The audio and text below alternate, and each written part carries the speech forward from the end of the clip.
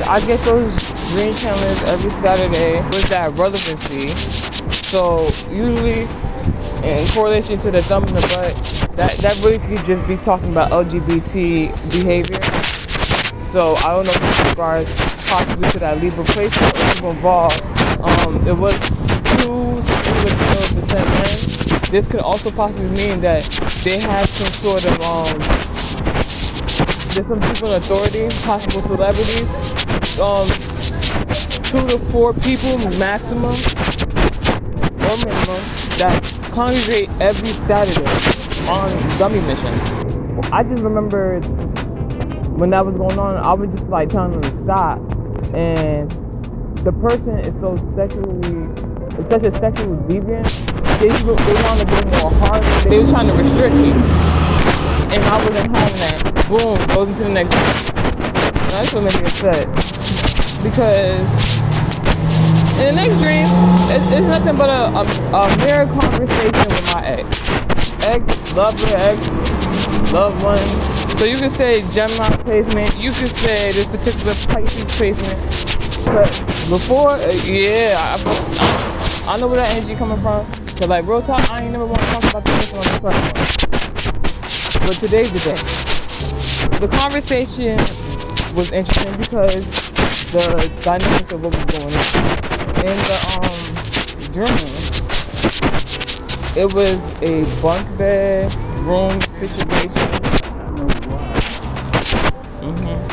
And for whatever reason, I was in like my old home. So it could be talking about like my younger years when I was dating a person and lived in my room at some particular time. But it was like I had, my Aquarius, he had his Aquarius. I don't want to say double, but it was something like that. It was so interesting because I was just like, I guess it was like time for school or something like that, or relevancy, and it was just like, I'm trying to, get everything cleaned up, make the bed, dress the kids, take the shot, like just regular day-to-day things. And he just looking at me smiling, then his smiling way, just talking about, like if you want to come to my house, you come to my house, and I'm just like, well, either I should go to your house, I should stay at my house. Like, that's what he was talking about. The whole time we were saying it, he was just like, he was trying to get me to go to his house, but at the same time, like, when I was talking to him, it was just like, Ben's not friend. That's how that's the best way to explain it. Once that happened, the third dream came into play. And when I tell y'all, like, this part of the dream, it made me cry because specifically because I've had this recurring dream on and off for like a long time. I can't even say how many years. But for whatever reason, every time I would have the dream, I would always forget it. But because of how... Hi, how are you? God bless. I had always had this particular dream, and it's very sad because of I don't know if it's real. The way it's portrayed in the dream is like a movie.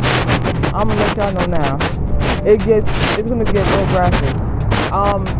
It's in correlation to the Aquarius placement of children, but God forbid that should never be my portion, or my child's portion, or any child of a parent that supports me.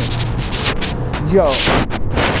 So this dream starts out in what I believe to be a city. I don't know if it's New York City or a different city of that stature.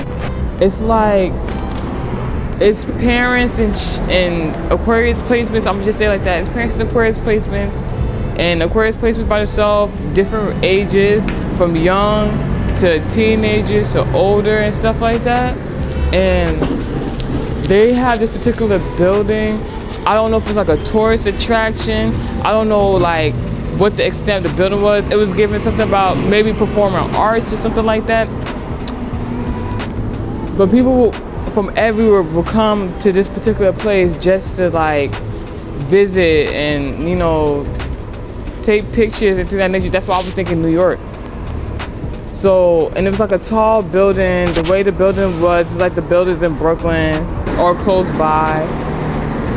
Goes to the building. It shows a happy scene of like you come in the building. There's like people at the door. You know, like the what's it called? The bag handlers. And then like the people who hold the doors open like for the tourists, and then they come in like when they on like vacation and stuff like that. What is this? You know, when I walked in, it's like from the time of me being outside to walking inside the door. Once I walked inside the door, yo, why it turned into like a few years later, and inside those same people I seen that had just walked in, I seen like this young light-skinned girl.